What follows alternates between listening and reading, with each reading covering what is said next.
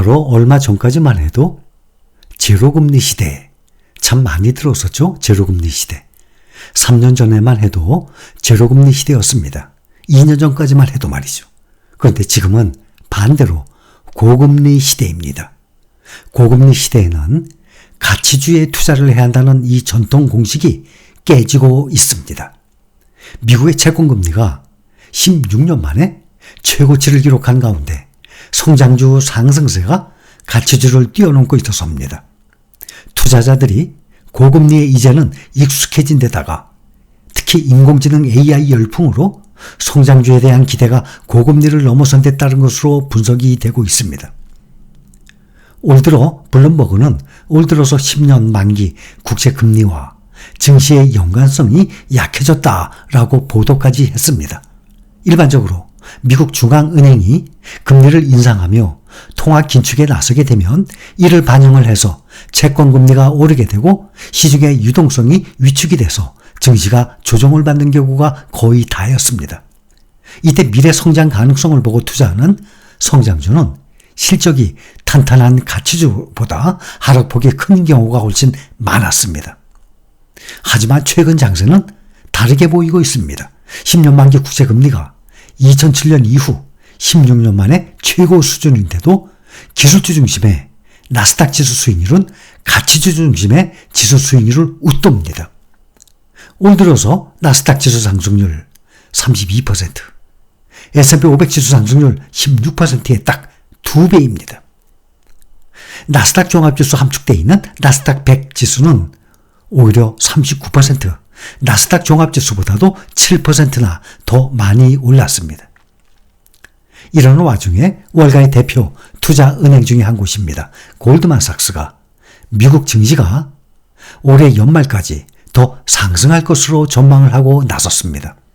골드만삭스의 데이비드 고스틴 전략가는 일주일 전에 메모에서 미국 투자자들이 주식에 대한 노출을 더 늘릴 여지가 있음을 발견했다라고 말을 하고 미국 경제가 연착륙을 향한 길을 계속 걷게 된다면 최근의 주식 하락세 8월 달에 들어와서 주식 하락을 이었죠. 일시적일 것으로 본다라고 밝혔습니다.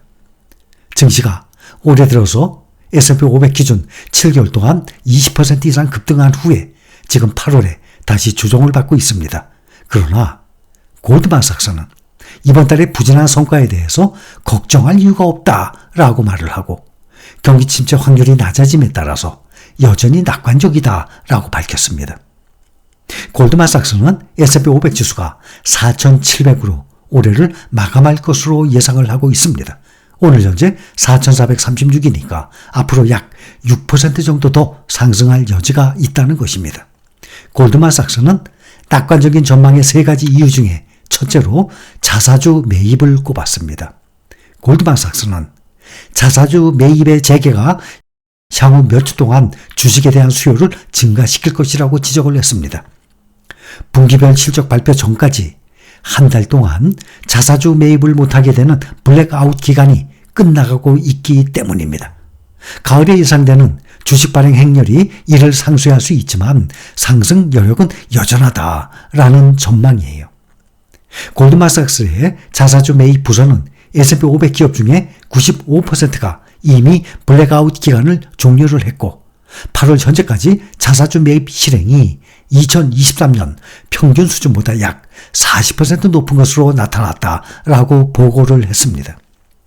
둘째로는 골드만삭스는 최근 여러 인기 주식의 약세에도 불구하고 개인 투자자들이 시장에 다시 뛰어들 가능성을 여전히 보고 있다고 밝혔습니다. 미국의 개인 투자자 협회의 이 강세장과 약세장 예상의 차이, 이 지표가 더 높아짐에 따라서 개인 투자자들이 더 강세로 돌아올 수 있다는 예측입니다.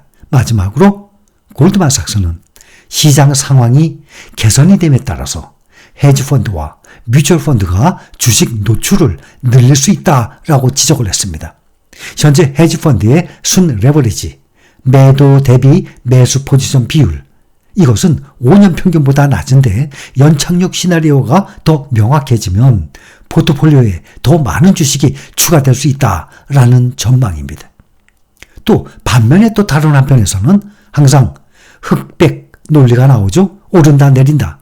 서로 상반된 의견들이 나오게 돼 있습니다. 월스트리트에서 종종 맞는 투자 거물 제레미 그랜섬, 또 데이비드 로젠버그, 지난주에 17일과 18일 미국 경기 침체가 확실히 오고 있다라고 이 두 사람은 전망을 했습니다. 제레미 그랜섬은 17일 블룸버그와의 인터뷰에서 연준의 이 장밋빛 연착륙 전망은 틀린 게 확실하다고 말을 하고, 특히 거대한 버블 시장 이후에는 특히 그랬다라고 강조했습니다. 그랜섬의 발언은 월스트리트 주류 반응과도 배치되는 것이어서 눈길을 끈다고 합니다. 지난 2년 동안 경기 침체를 예측을 해왔던 월스트리트의 최고 경영진들, 억만장자 투자자들, 전 연준 관리들은 경기 침체를 예측을 해왔는데 최근 입장을 모두 바꿨어요. 강력한 노동시장, 또 인플레이션 하락이 뒤따랐기 때문입니다. 2000년도에 닷컴 버블 붕괴, 2008년도에 글로벌 금융위기를 예측해서 이름을 날렸던 제레미 그랜섬은 이번에도 시장 주류 의견에 반기를 들었습니다.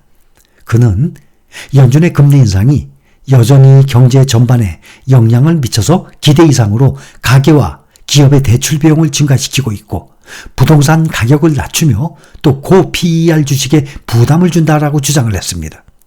그랜섬은 이들 내용이 현재 시장에서 저평가되고 있다면서 곧 미국의 경기 침체가 찾아올 것이라고 확신까지 했습니다. 또 데이비드 로젠버그 역시 같은 의견입니다.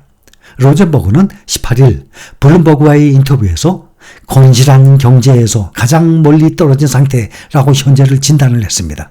그는 역사적으로 연준의 첫 금리 인상 이후 경기 침체가 시작되기 전까지 평균 2년이 걸렸다고 합니다. 그런데 현재는 16개월째일 뿐이며 경기 침체는 좀 더 미래의 일일 뿐 비껴간 것이 아니다라고 주장을 했습니다. 로젠버그는 최근 몇 주 동안 어두운 전망을 계속 이야기해 왔어요. 특히 중국의 경제 위기가 세계 경제에 미칠 영향을 우려하고 있습니다. 중국의 부동산 악재와 높은 청년 실업률, 잠재적인 디플레이션 등이 세계 경제를 둔화시킬 것에 대한 지적입니다. 로젠버그는 그랜섬에 비해서 미국의 경기 침체를 좀 더 확신하는 모습이에요. 그는 우리는 경기 침체 없이 이 상황을 벗어날 수 없다라고 말하고, 2007년 여름까지만 해도 모두가 경기 침체는 어디 있냐라며 비웃었었는데 결국 12월 글로벌 금융위기가 시작됐다라고 말까지 했습니다.